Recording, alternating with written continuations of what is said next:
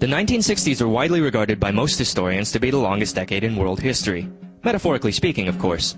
Thanks no doubt in part to the increasingly abundant saber-rattling on both sides of the Iron Curtain, the world's nations came screaming out of the 50s headlong into a decade where Cold War paranoia reigned supreme.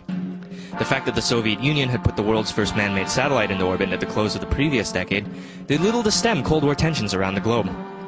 To make matters worse, in April of 1961, the Soviets strapped a young hotshot pilot named Yuri Gagarin into a space capsule mounted on top of what could be described as an overgrown firecracker, and sent him hurtling into orbit, beating out the United States in the endeavor by a mere 23 days. Officially, the United States congratulated the Russians on their momentous accomplishment. Unofficially, however, American scientists were steamed that they had been beaten to the punch by their Soviet counterparts. Shortly after Alan Shepard became the first American in space, then-President John F. Kennedy gave a well-known speech about doing things because they are hard. Kennedy promised the world that the United States would put a man on the moon by the end of the decade. An unlikely gambit considering the American space program had yet to even send someone into orbit, like the Soviets had with Gagarin. Nevertheless, this newfound drive to put a human being on another celestial body led to the beginning of what practically everyone today knows as the space race, a long list of technological and human achievement that deeply paralleled the events of the tumultuous decade. In order to fulfill Kennedy's grandiose desire to land on the moon, NASA, the National Aeronautics and Space Administration, went into overdrive on their work in space exploration, following up the Mercury missions with the hugely successful but largely forgotten Gemini program. Gemini was designed to push our technology to the limit in order to prepare for a future lunar landing. Gemini, in turn, was followed by the Apollo program, which, by all accounts, was a technological masterpiece.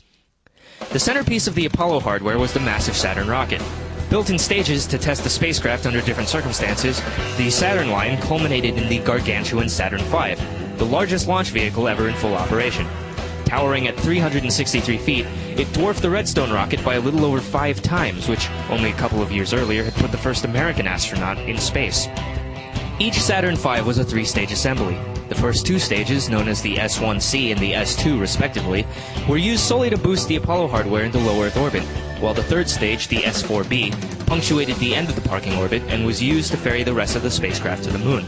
Combined, the 3 stages weighed a massive 6,699,000 pounds, and the first stage alone was capable of producing an enormous 7,648,000 pounds of thrust. Perched atop this heaving monstrosity was the uncreatively named Apollo Command Service Module and Lunar Module Spacecraft, or CSM and LM for short. Both craft were designed for a mission profile known as Lunar Orbit Rendezvous, a maneuver which saved fuel while adding a fair amount of systems redundancy in case of an accident. In short, the 2 spacecraft would couple after translunar insertion, then decouple once in orbit of the moon. The LM would make its descent toward the moon, while the CSM remained in orbit above. Once the astronauts were done prancing about on the surface, the LM would split in 2, sending the ascent module and the astronauts back toward the waiting CSM. Once the 2 had returned to the CSM, the ascent module would be jettisoned into lunar orbit, and the CSM itself would begin the journey back to Earth. Finally, for re-entry, the command module would separate from the service module for final descent, safely carrying the 3 astronauts back to a controlled water landing, in theory. The truth was, Apollo was largely a paper rocket. No one before had ever gone as high or as far as the Apollo spacecraft had to. As a result, a lot of the mission risks were largely theoretical and had to be dealt with on the fly, a problem made painfully evident when an accident in a test capsule horribly incinerated 3 bright young astronauts, Ed White, Raja Shafti, and Gus Grissom. It was an accident that underscored just how much the administration had yet to learn in its crash course to the moon. The unmanned tests of the spacecraft continued on as Apollo 2 through 6, but the designation of Apollo 1 was reserved to honor the 3 who had given their lives for the program.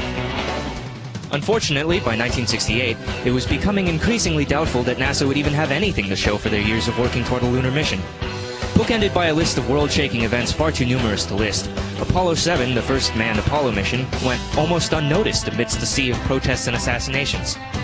In a desperate gamble, the administration completely rewrote the mission parameters for the upcoming Apollo 8 mission, from a simple lunar module test to a manned circumlunar voyage unlike anything planned before by either space program. The odds were clearly against the astronauts. It was said that there were 3 equally likely outcomes to Apollo 8. The mission would succeed and the astronauts would return to Earth safely. The mission would fail but the astronauts would return to Earth safely. Or the mission would fail and everyone would die horribly. Despite the overwhelmingly grim predictions of failure, however, Frank Borman, William Anders, and James Lovell beat not just the odds to reach the moon, but also every single grand event of 1968 to become Time magazine's Men of the Year.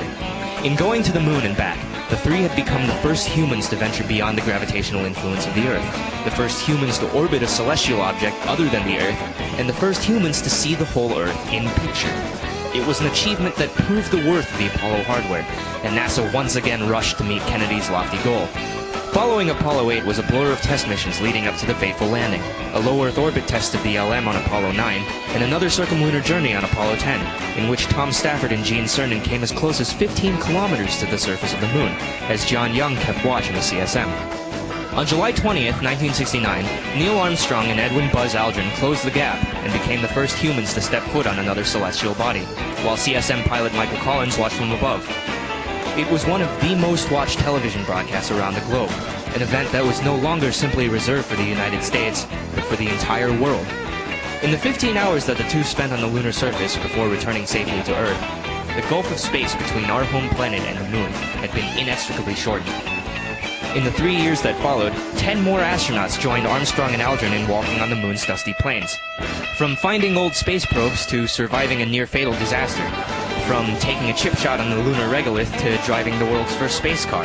From bringing back the biggest moon rock ever found to simply falling down a lot, each successive Apollo mission brought home new insight into our closest celestial neighbor. Perhaps most importantly, though, were some of the photographs that made it home alongside the triumphant astronauts.